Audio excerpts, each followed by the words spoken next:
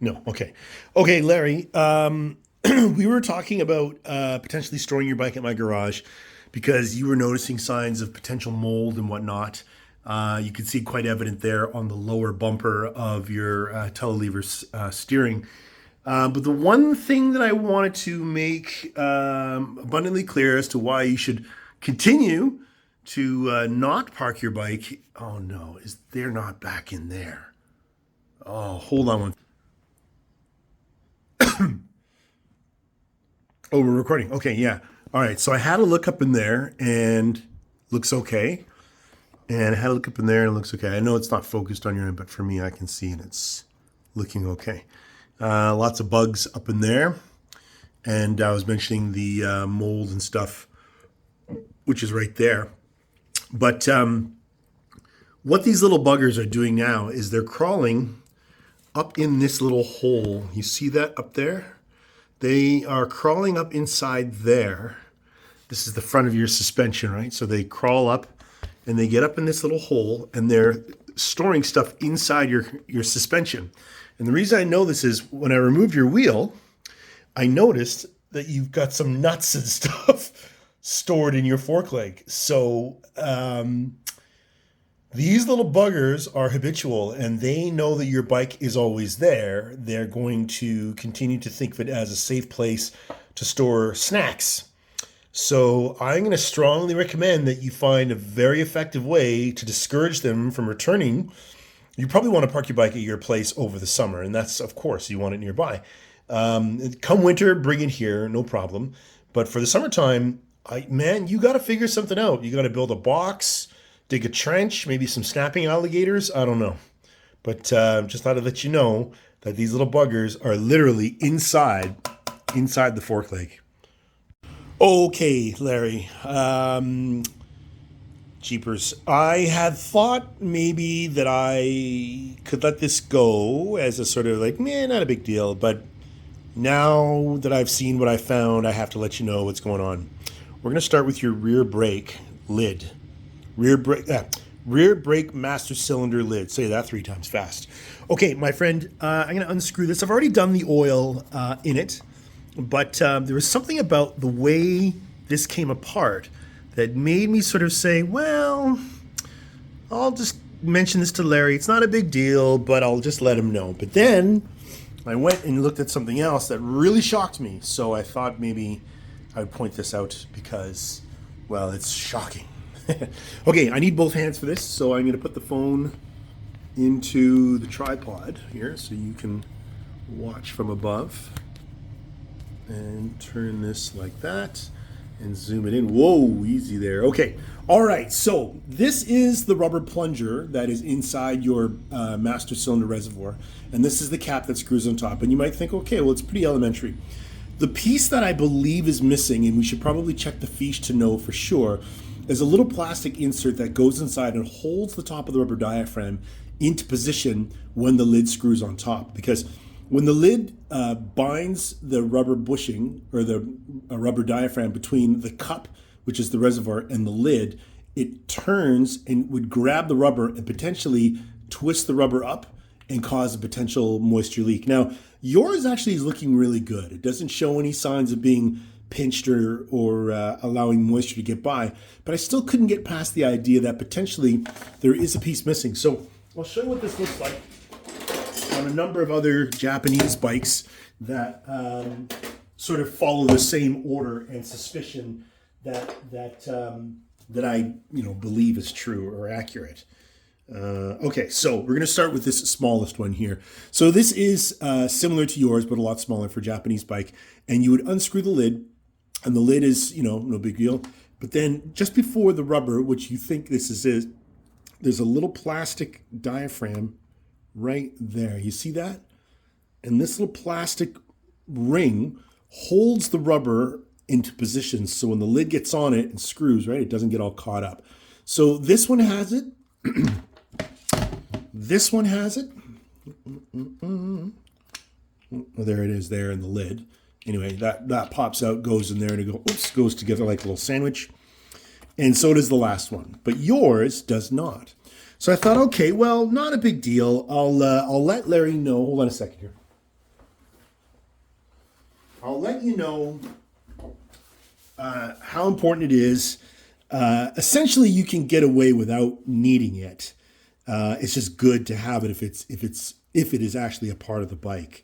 But really, all that needs to be done, other than finding the piece, would be to just use care and caution when you put this on the bike. So let's move the camera now over to your bike, and I will show you just what I'm talking about.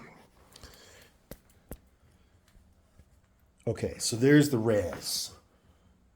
Yeah, there's the res. Okay, so the proper way of installing this would be to take the rubber diaphragm and just place it on top, and it should just slip right in there.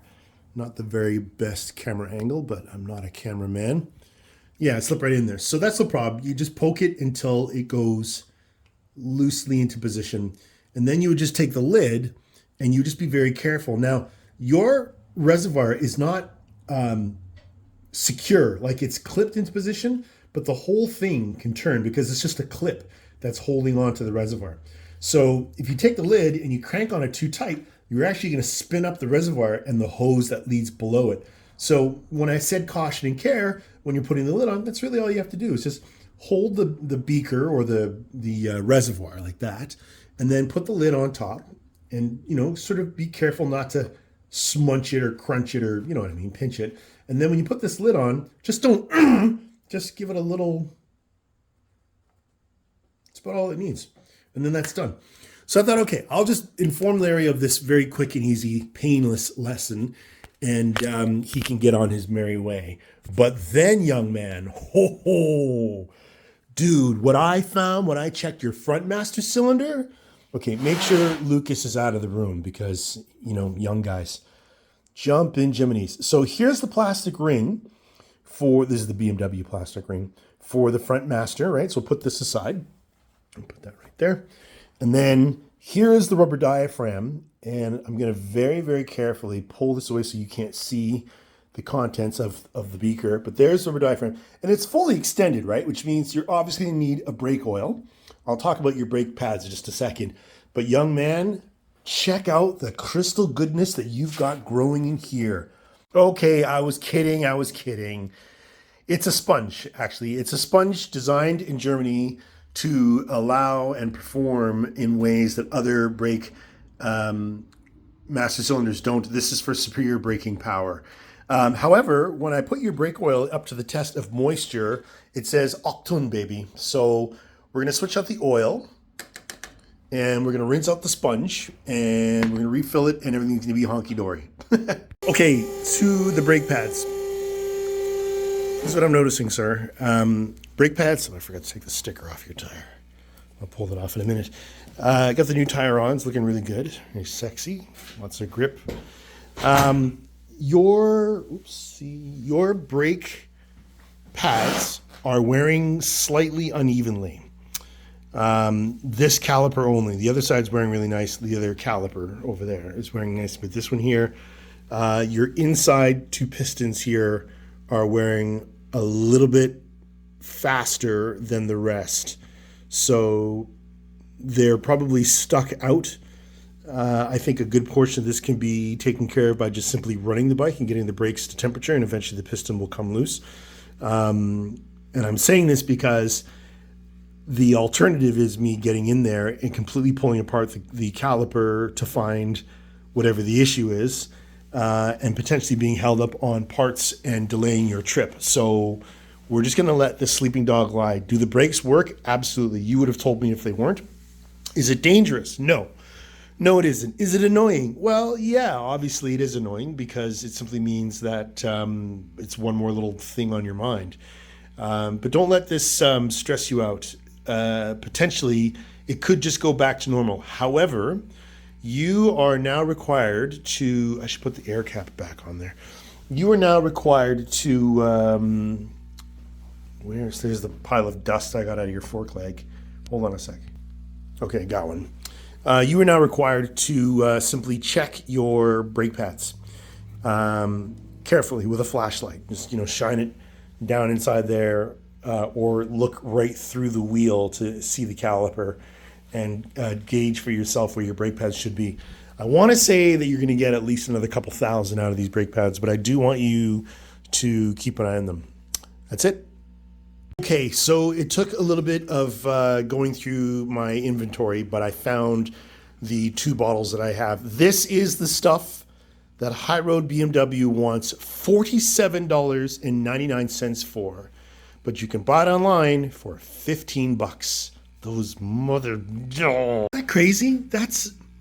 So, this oil... So it's like $63 after tax for this little bottle, 4 ounces. Your reservoir takes 1 ounce. So that would be like $16. 16. Yeah, it'd be like $16 a squirt. That's wow.